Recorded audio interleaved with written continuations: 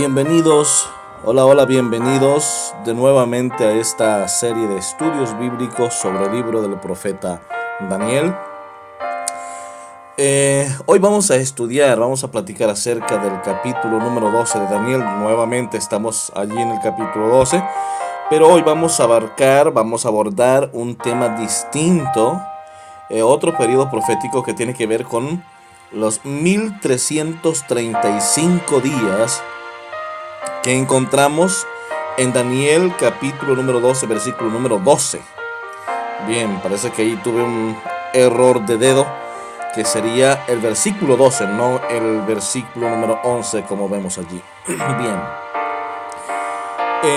Es interesante notar que en el estudio anterior vimos cómo fue que llegamos, la historia, cómo llegó a formar el rompecabezas de los sucesos históricos para el año 508, que es el inicio del periodo profético que aparece en el versículo 11, que serían 1290 días proféticos. Ahora bien, encontramos aquí en el versículo número 12 de Daniel otro periodo que está íntimamente conectado con el versículo anterior, que es el 11. Pero vamos a leer el versículo 12, que nos dice: Bienaventurado el que espere y llegue a 1335 días. Pero creo que necesitamos leer también el versículo anterior, porque el versículo anterior nos da la pauta para entender este versículo. Vean lo que dice el 11. Desde el tiempo que se ha quitado el continuo hasta la abominación asoladora, habrá 1290 días. Bienaventurado el que espere y llegue hasta 1335 días. Lo que esto nos hace suponer que está hablando prácticamente de una conexión muy directa entre los 1290 y los 1335 días de Daniel 12, 11 y 14. Bien, hemos visto durante todos estos estudios, esta serie que hemos estado llevando a cabo, los diferentes paralelismos que hay en la Biblia. Pero en realidad, el versículo número 11 comienza hablando de quitar el continuo, de la abominación desoladora. Y ya hemos hablado acerca del continuo y hemos hablado ya acerca de la abominación desoladora. En realidad, el continuo era la interrupción que habría en la sustitución de lo que se hacía diariamente en el santuario acerca de la expiación, del perdón de pecados por los seres humanos, y se introdujo un oficio humano. Recordemos que el sumo sacerdocio en la antigüedad era una representación de la función de Cristo en el santuario celestial como nuestro sumo sacerdote. Pero después de que la iglesia y el Estado se unieron, dieron inicio entonces a una especie de intercesión humana por medio de los sacerdotes. Por eso el continuo es quitado. Y ahora es usurpado por seres humanos, que se hacían llamar representantes por Dios y que tenían poder para perdonar pecados y que eran quienes intercedían por los seres humanos delante de Dios. Pero el versículo 12 comienza hablándonos de algo diferente. Ya no de cosas malas. Hablábamos de que la abominación desoladora del versículo 11 nos llevaba a toda la estructura anticristiana que se llevó a cabo y que fue lo que condujo a las persecuciones y matanza de más de 50 millones de cristianos de aquella época. Ahora hablemos entonces del versículo 12, que comienza hablando con una bienaventuranza. Feliz, bienaventurado el que espere y el que llegue hasta 1335 días. Parece que es todo lo opuesto a lo que el versículo 11 nos dice. Sin embargo, forman un cuadro mismo de la profecía. Bien, vamos a avanzar en esta plática que estamos teniendo, en este estudio que estamos llevando.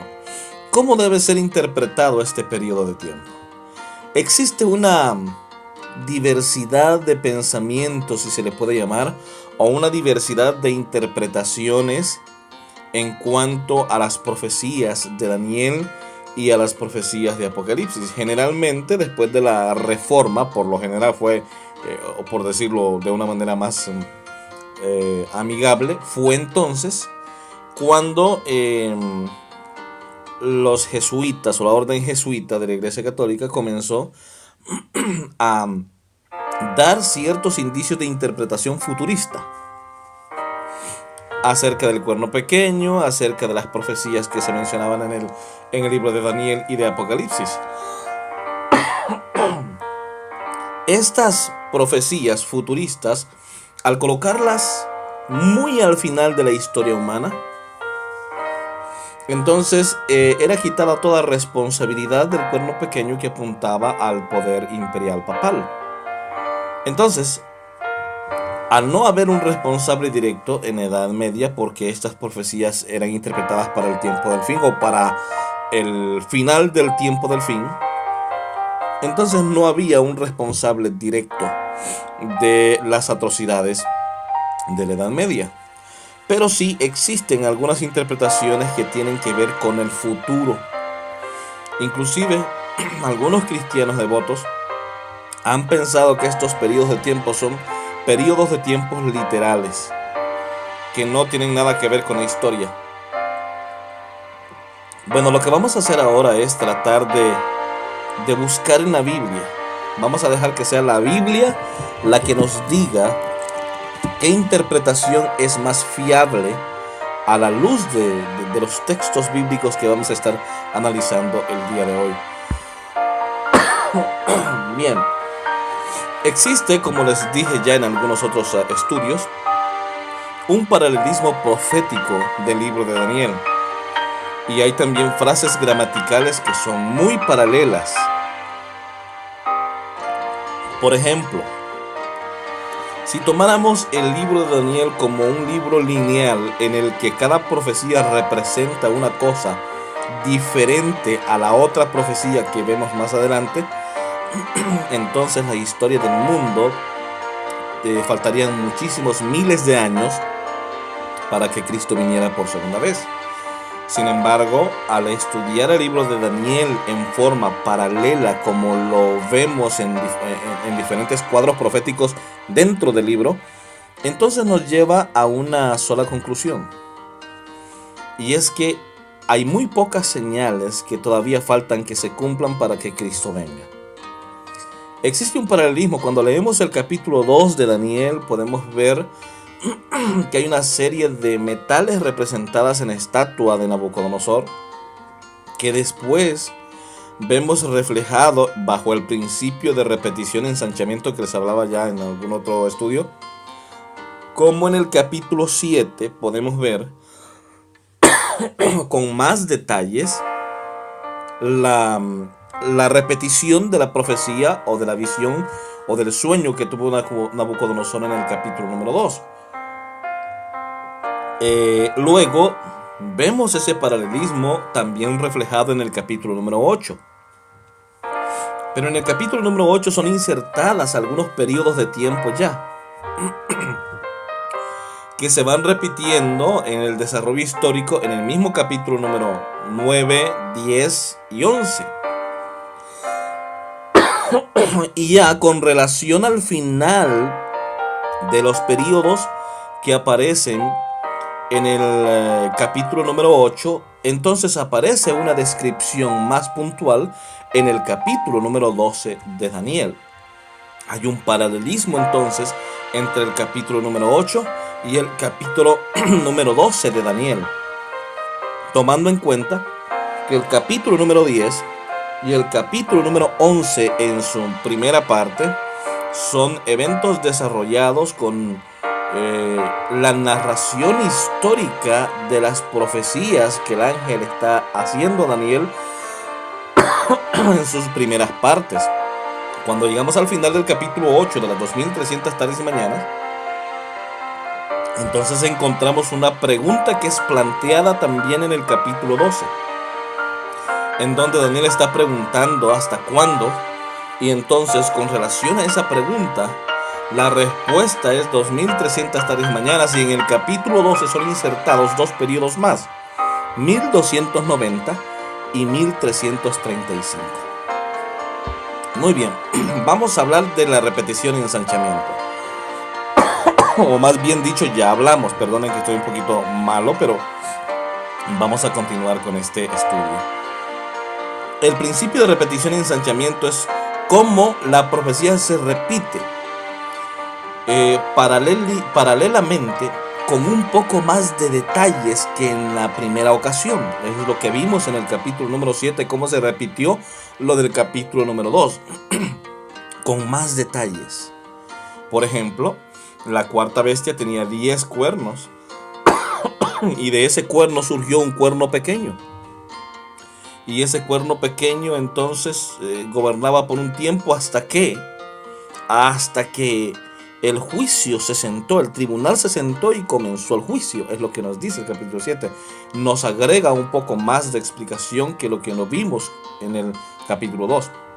El capítulo 8 nos da todavía un poco más de luz, porque nos habla de 2300 días y la reinstauración o purificación del santuario. Nos habla del sumo sacerdocio de Jesús. Y el capítulo 10 y 11, que son la narración histórica de lo que sucedería en la primera etapa de los imperios. Y entonces, al final del capítulo 11 y el capítulo 12, no solo nos habla de la iniciación de ese periodo de juicio en el cielo, sino que sus consecuencias en la tierra y la liberación final del pueblo de Dios. Por eso se le llama repetición y ensanchamiento. La profecía se repite, la explicación se repite, y hay más detalles adicionales que no fueron dados en la explicación anterior. En el capítulo, o el punto número 2 que quiero abordar aquí, es que el libro de Daniel se divide prácticamente en dos partes.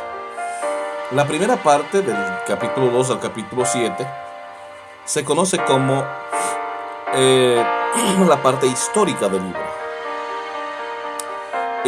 Aquí mayoritariamente está escrito en arameo, y para visión y sueño existen dos palabras. La número 1, Jesús, y la segunda sería Halom. Estas palabras en general hablan de la posibilidad de un periodo largo de tiempo, a excepción de lo que aparece en el capítulo número 4, donde es usado de manera inmediata o de manera al corto plazo, cuando Nabucodonosor mismo perdió la razón. Esa es la primera parte de Daniel. La segunda parte del libro de Daniel la encontramos del capítulo 8 al capítulo 12. Y aquí encontramos de nuevo dos palabras que son muy paralelas: Jasón y Maré. Estas dos palabras generalmente están destinadas a hablar acerca de lo que ocurriría de estas profecías a largo plazo, hasta 1844 o alrededor de esas fechas. En el punto número 4 que quiero tratar con ustedes es la correspondencia que hay entre el cielo y la tierra manifestadas en el libro de Daniel capítulo 7, 8 y 12. Déjenme explicarles cómo. En el capítulo 7, lo que estamos viendo allí en ese capítulo es que en la primera parte del capítulo hay una narración de las bestias espantosas y de las que parecían algunos animales que surgen de la tierra. Pero a partir del versículo 9 hasta el 14 por lo menos, hay una descripción de lo que ocurre en el cielo. Es decir, en la profecía hay una conexión entre el cielo y la tierra. Las cosas que suceden en el cielo se ven reflejadas de algún modo en la tierra. En el capítulo 7 lo que vemos dice que los cuernos comenzaron a hacer, el cuerno pequeño se surge, y entonces al final de ese periodo de gobierno aparece un tribunal y unos libros abiertos, un anciano de días y Jesús que llega hasta el anciano de días para recibir la autorización y comenzar el juicio. Ahora, el capítulo número 8 y específicamente el versículo 13 y 14 nos hablan de lo que ocurre en el cielo. Nos dice que el santuario sería purificado al término de 2300 tardes y mañanas. Pero el capítulo 12 de Daniel nos dice qué es lo que ocurriría durante ese tiempo en la tierra. Vemos la conexión que hay entre cielo y tierra, la correspondencia que hay entre cielo y tierra en el capítulo 8 y el capítulo 12. Es por esa razón que no podemos poner los 1335 días en el futuro, dado a que no es posible mutilar el cumplimiento profético.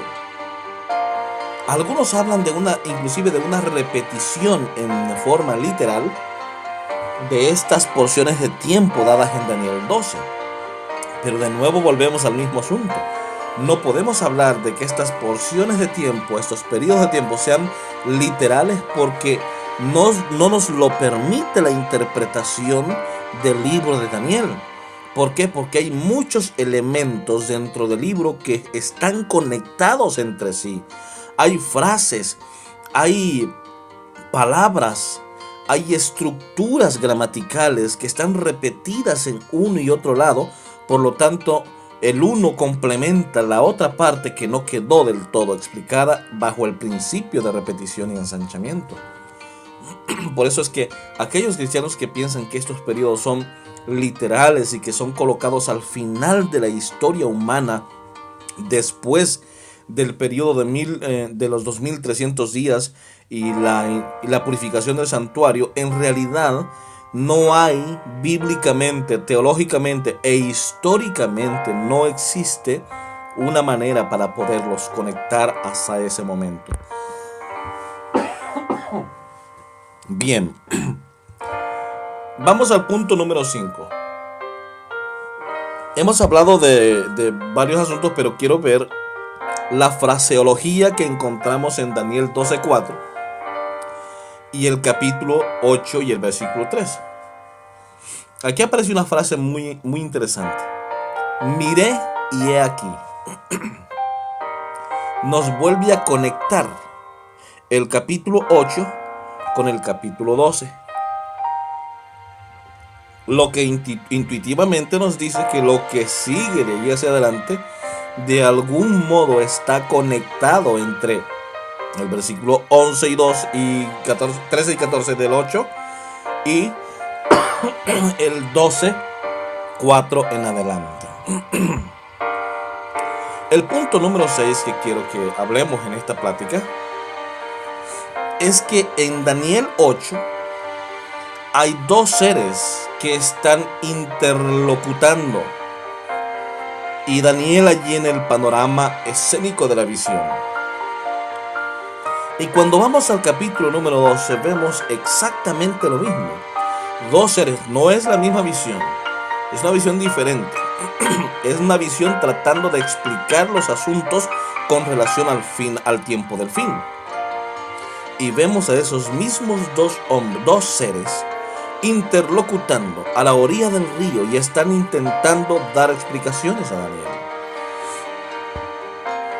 Por otro lado, vemos, además de esos dos seres interlocutando, vemos que también Daniel pide explicación en el capítulo 8 y se le dice que no se preocupe porque es para el tiempo del fin. En el capítulo 12 hay dos insistencias de parte de Daniel y también se le dice que es para el tiempo del fin, pero inclusive ya en el capítulo 12 se le da una explicación adicional en dos formatos de dos periodos de tiempo. El punto 7 que quiero tratar con ustedes es que hay un varón vestido de lino. Y esto nos tiene que llevar especialmente a la época sumo sacerdotal, donde el sumo sacerdote se vestía de lino fino y entraba en el día de expiación al lugar santísimo para oficiar el Yom Kippur. Era una especie del día del juicio final. Era un día de vindicación, de restauración, un día del perdón para todos aquellos, pero implicaba juicio. Y lo que vemos en el capítulo 12 es un varón vestido de lino, lo mismo que vemos en el capítulo número 8. De nuevo hay una conexión entre el capítulo 8 y el capítulo 12 de Daniel que nos hacen pensar que Jesús, después de estar en el lugar santo, debía pasar al lugar santísimo al término, al final de ese periodo profético de 1335 días, o de los 2300 días reflejados allá en Daniel capítulo 8 versículo 14. Ahora, el único momento que haría falta era que Jesús pasara al lugar santísimo. ¿Cómo? Como nuestro sumo sacerdote. ¿Para qué? Para iniciar el juicio que vemos reflejado en el capítulo 7 de Daniel, donde los libros son abiertos y el Hijo del Hombre recibe la autoridad para oficiar el juicio. El punto número 8. La expresión al-Matai. Esta expresión significa ¿hasta cuándo? Y siempre es usada en conexión con el juicio. El fin de un periodo puede ser, y solamente aparece 29 ocasiones en la Biblia. Al-Matai, ¿hasta cuándo? No tanto poniéndole importancia al hecho preciso del periodo que duraría la visión o el periodo profético, sino con la mirada puesta en lo que sigue después, es decir, hasta cuándo esto sucederá y qué viene después. Los 2300 días y los 1335 días que están tanto en el capítulo 8, versículo 14, y el capítulo 12, versículo 12, corresponden, o más bien dicho, responden a la misma pregunta. Ad matai, ¿hasta cuándo? ¿Hasta cuándo vamos a estar sufriendo? ¿Hasta cuándo vamos a estar aquí padeciendo persecución? Es la pregunta. Y la respuesta en el Daniel 8:14, hasta 2300 días, pero en Daniel 12:12, hasta 1335 días. Felices los que lleguen hasta ese momento.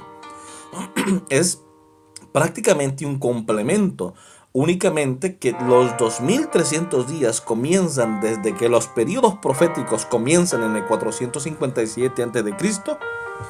y los 1335 días deben comenzar junto con los 1290 del versículo anterior. ¿Por qué? Porque estudiamos que esto es un complemento de los 1260 días proféticos que aparecen en Daniel 12:11.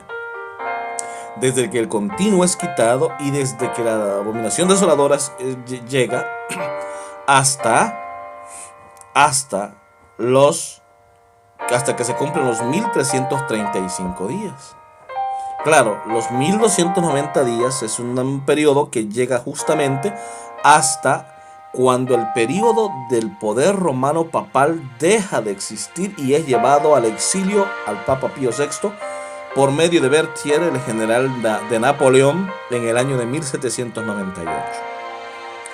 Pero los 1335 días tienen que irse un poco más adelante. Ahora luego vamos a ver hasta dónde se cumplen los 1335 días.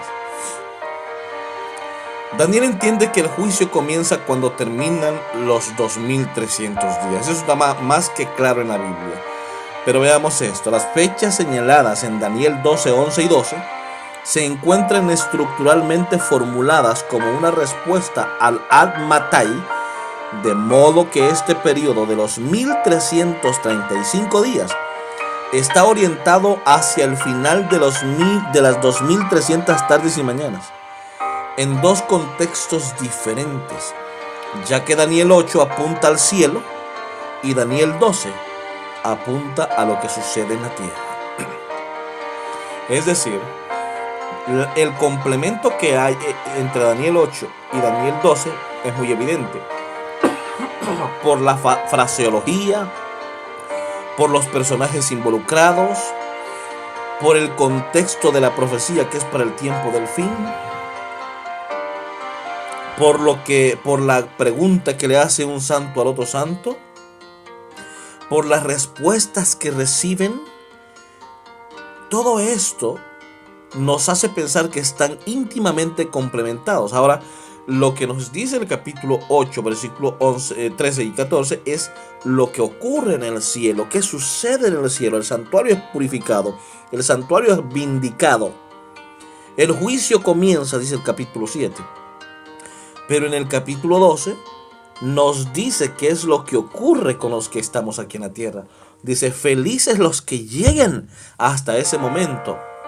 ¿Por qué felices los que lleguen hasta ese momento? ¿Por qué bienaventurados los que lleguen hasta el término de los 1335 días? Bien, veremos ahora.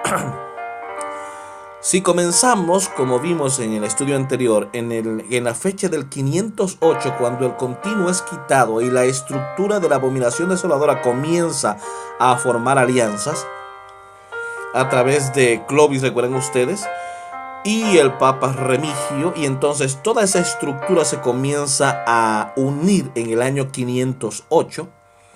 Allí comienzan los 1290 años. Entonces, como es una profecía, son dos periodos de tiempo que están muy vinculados, al igual como lo estaba las 2300 tardes y mañanas y las 70 semanas del capítulo 9. Asimismo, estas dos porciones de tiempo están conectadas. Y así como comienza aquella profecía de las 2300 tardes y mañanas en una fecha específica, las dos a un tiempo, asimismo en el capítulo número 12, tanto los 1290 años como los 1335 días comienzan en la misma fecha, en el 508. Ahora, esto nos lleva, el primer periodo, como vimos en el estudio anterior, nos lleva hasta el año 1798 con los eventos que ya les expliqué, el exilio del Papa, quitado todos los poderes, y entonces surge una revolución, en el tiempo de la Revolución Francesa. Pero debemos continuar porque dice, felices los que lleguen hasta 1335 días. Es decir, que desde el año 508 debemos contabilizar los 1335 días o años que nos llevan exactamente al año de 1843. ¿Qué fue lo que ocurrió en el año de 1843? Bueno, la esclavitud religiosa, por llamarlo de algún modo, había terminado. Había libertad de expresión, había libertad de culto. Y comenzó un grupo de cristianos de diferentes denominaciones. Entre ellos estaba un personaje muy famoso llamado Guillermo Miller, y es famoso por la equivocación que tuvo. Sin embargo, nadie se hace eco de lo que pasó allí. Guillermo Miller comenzó a predicar que Jesús estaba regresando. Había tenido una mala concepción de la profecía bíblica. Y comienza a predicar que Cristo viene, que Cristo viene. Ahora, este personaje había interpretado que los 1335 días mencionados en Daniel 12:12 se cumplirían entre marzo de 1843 y marzo de 1844. Por lo que en relación a lo que Daniel 12 nos dice, bienaventurados los que lleguen hasta 1335 días. Y si arrancamos en la fecha que arrancan los 1290, que es el versículo anterior, pues definitivamente nos va a llevar hasta el año de 1843, tal como lo apuntaban las interpretaciones de alrededor de esa fecha, 1843. Felices los que lleguen a ese momento. ¿Por qué? Porque desde la época del apóstol Pablo se estaba esperando la segunda venida de Cristo. En algún lugar, allá en Primera Tesalonicenses, Pablo dice: luego nosotros, los que hayamos quedado, hablando de la segunda venida de Cristo en 1 Tesalonicenses 4, 13 al 17. El apóstol San Pablo se creía que estaría vivo cuando Jesús regresara por segunda vez en cumplimiento de su promesa. Pero habían pasado ya muchos años, más de 1800 años, y la promesa del regreso de Jesús no había sido. Y ahora, por fin se está llegando un tiempo en el que Jesús cambiaría de misión, cambiaría de función. ¿Recuerdan ustedes que Jesús había entrado al lugar santo, de acuerdo a los estudios anteriores que hemos tenido? Cuando fue entronizado y el Espíritu Santo fue inundado en la tierra a través de los ángeles. Inundaron la tierra a través de los ángeles en el día de Pentecostés. En ese momento Jesús estaba siendo entronizado en el cielo, en el lugar santo, donde estaba presentándose como el sacrificio, como el cordero inmolado que quita el pecado del mundo. Desde ese momento Jesús no había cambiado de lugar en el santuario celestial. Ahora faltaba que pasara al lugar santísimo, como se oficiaba normalmente en el santuario terrenal. Eso sucedería cuando la profecía de Daniel 8:14, 2300 tardes y mañanas se cumpliera, que cumpliría ese efecto en el año de 1844. Ahora, esta profecía de 1335 días, que arranca en el 508 con la supresión del continuo y con el establecimiento de la abominación asoladora, debe correr un largo de tiempo, pasando por 1798, que es el cumplimiento de dos periodos proféticos: 1260 años de la Edad Media y la persecución de la Iglesia, 1290 años que son desde el momento del 508 hasta el 1798, y entonces pasaríamos hasta el año de 1843. En ese año, felices los que lleguen a ese momento. ¿Por qué? Porque Jesús finalmente pasaría del lugar santo al lugar santísimo del santuario celestial, a efectuar la última obra, una obra de restauración, de reivindicación de algunos asuntos que lo vamos a ver enseguida, y de juicio. Es decir, hay dos obras que Jesús está realizando. Número uno, está restaurando lo que el hombre había olvidado, restaurando muchos aspectos que son pilares de la fe cristiana. Está restaurando, está reivindicando, preparando al reino para entregarlo a los redimidos. Y la otra función es el gran día del perdón. Es la última oportunidad para el mundo para que se arrepienta y busque a Jesús como su Salvador. ¿Qué sucedería exactamente en esa fecha? ¿Qué es lo que hay en el lugar santísimo que sería restablecido? Bueno, como ya hemos visto, lo que sucedería es que Jesús pasaría del lugar santo, a donde entró en el día de Pentecostés, al lugar santísimo donde no había entrado. Ahora, ¿cuál es la obra? La obra es reivindicar, es iniciar un juicio. Mientras están reivindicando cosas que habían sido olvidadas, entonces se está llevando a cabo un juicio también. Un juicio que tiene que ver con aquellas personas que murieron, pero que también con las personas vivas cuando acaban. Tiene que ver con eso, con quienes aceptaron y quienes no aceptaron a Jesús. Es muy posible que en este momento tu nombre esté siendo pasado por ese juicio, para saber si tú has aceptado a Jesús o no como su Salvador. Ahora, ¿qué es lo que hay dentro en el lugar santísimo que sería restablecido? Cuando vamos a la descripción del santuario terrenal, el que Moisés construyó en el desierto, lo que vemos es que en el lugar santísimo habían varios utensilios, pero había uno en particular muy importante. ¿Cuál era ese? Era el arca del pacto. ¿Qué había en el arca del pacto? En el arca del pacto estaba la ley de Dios, los 10 mandamientos. Y sobre el arca estaba el propiciatorio. Sobre el propiciatorio los querubines que guardaban la ley.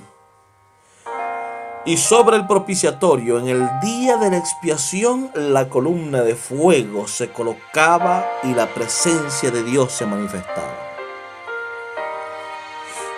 Pues esta vez que Jesús entra al lugar santísimo en 1844, comienza a restaurar lo que se había olvidado, lo que el cuerno pequeño había echado por tierra, los estatutos de que se habían pisoteado, el continuo había sido quitado y ahora debía ser restablecido. Se había dicho que la ley de Dios había quedado abolida en el Calvario, que los mandamientos de Dios ya no eran necesarios y de hecho hay muchos que siguen predicando semejante cosa. Sin embargo, cuando vemos que en 1844 Jesús entra al lugar santísimo, se da cuenta y los que entran con él ven que allí está el arca y dentro del arca están los 10 mandamientos. Pero también había una cosa dentro de esos mandamientos que debía ser restaurada.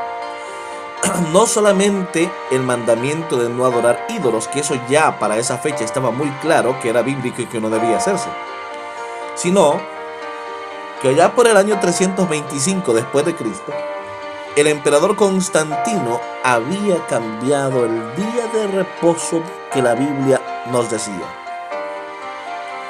del sábado al domingo. El edicto de ese año dice que a todas las plebes y a todas las multitudes se les manda a que trabajen en el sábado y adoren en domingo de acuerdo a la costumbre de los que adoran al Dios Sol. Ahora bien, ahora que Jesús entra al lugar santísimo, también ha de restaurar ese mandamiento que había sido olvidado y pisoteado durante muchos años. Y el mandamiento entonces recobra la importancia bíblica. ¿Pero qué? ¿Quiénes lo pueden ver? ¿Quiénes lo pueden escudriñar?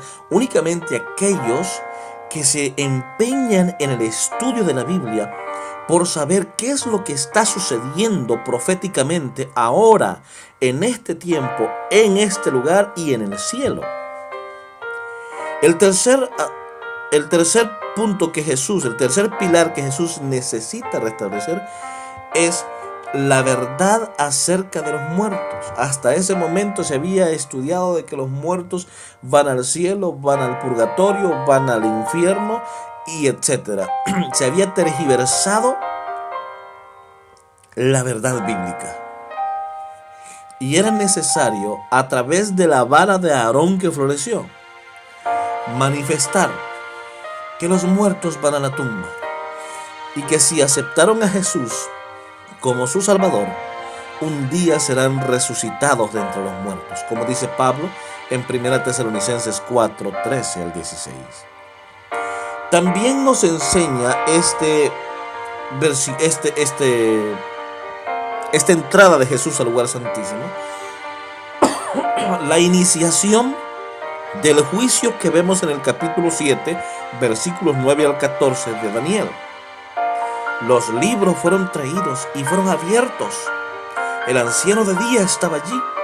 Luego viene Jesús hasta el anciano de días y toma el control porque recibe del anciano de días la autoridad para ejercer el juicio. ¿Cuál es ese juicio? El día de la expiación, el gran día del perdón, la última oportunidad para el mundo de salvación, que era reflejada únicamente cuando el sumo sacerdote entraba al lugar santísimo. Esto es paralelamente y proféticamente adecuado saber que Jesús entra al lugar santísimo del santuario celestial para ejercer el juicio de Daniel capítulo número 7.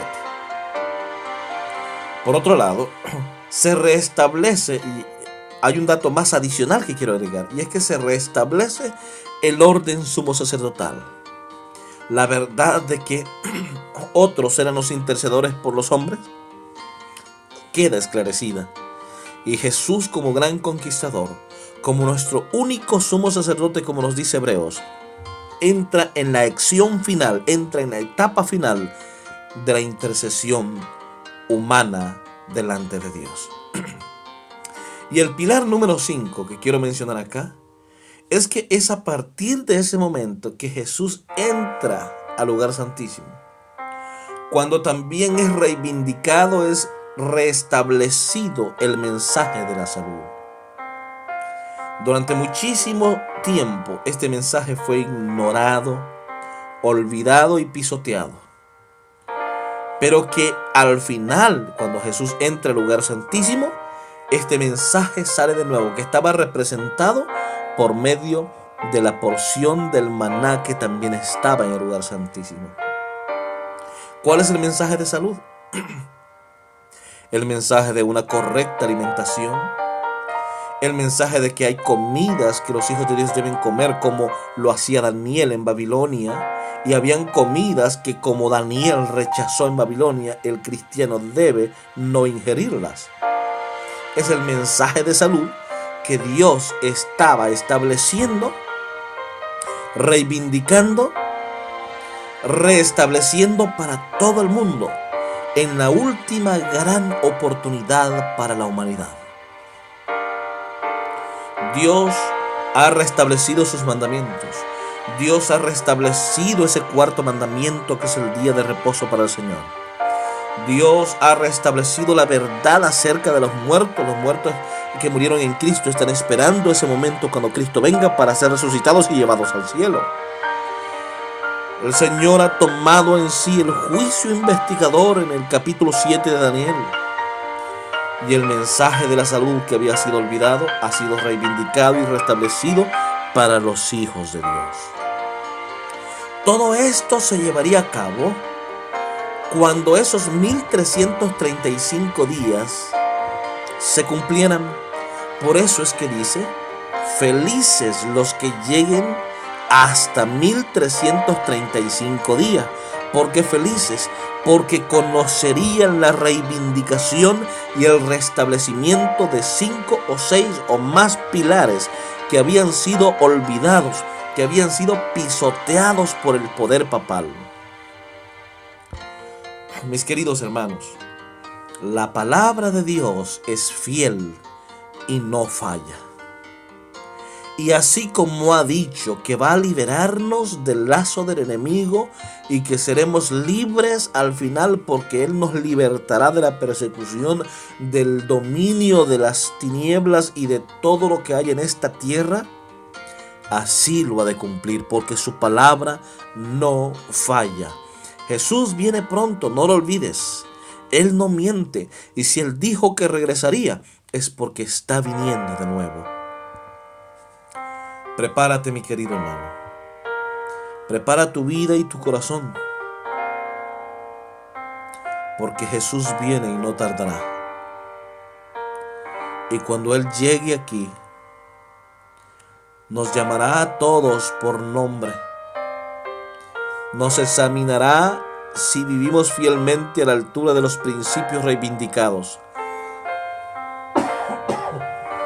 Y si no es así, a unos apartará a la derecha y a otros a su izquierda. Y a los de la derecha dirá: venid benditos de mi Padre, heredad del reino que he preparado para vosotros desde la fundación del mundo. Pero a quienes no quisieron aceptar este mensaje hermoso de parte del Señor, os dirá: apartaos de mí, obradores de maldad, no os conozco. Que el Señor prepare tu vida, tu familia, tu corazón, para que cuando Jesús aparezca en gloria, que muy pronto lo hará, tú y yo vayamos a vivir con Él para toda la eternidad. Que Dios te bendiga, hermano. Nos vemos en la siguiente transmisión. No olvides que tú eres lo más importante para el Señor en este momento. Aférrate a Él. Tómate de la mano de Jesús y deja que el Espíritu Santo haga la obra que ha comenzado en tu vida. Que el Señor te bendiga.